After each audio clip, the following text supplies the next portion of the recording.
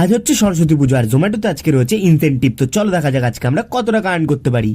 आइए देखते हैं मजा आएगा। তো 5:30 থেকে গিগ বুক করে বেরিয়ে পড়েছিলাম ব্যারাকপুরের উদ্দেশ্যে। এরপর প্রথম অর্ডারটা চলে এলো 30 টাকার, যেটা ছিল কেএফসি থেকে। তাড়াতাড়ি করে অর্ডার অ্যাকসেপ্ট করে চলে এলাম কেএফসি তে। অর্ডারটাকে এখান থেকে পিক আপ করে চলে গেলাম আমি কাস্টমারের লোকেশনে আর অর্ডারটাকে ডেলিভার করে দিলাম। এরপর নেক্সট অর্ডার এলো 32 টাকা, তাই এটাকে অ্যাকসেপ্ট করে চলে এলাম মিয়াও মোড়েতে আর এখান থেকে অর্ডারটাকে পিক আপ করে চলে এলাম কাস্টমারের লোকেশন। আর এখানে আমাকে বলছে যে লিফটে করে নাকি যাওয়া যাবে না, 4 তলায় আমাকে সিঁড়ি বেয়ে যেতে হবে। মানে জোম্যাটোর জন্য লিফট নেই?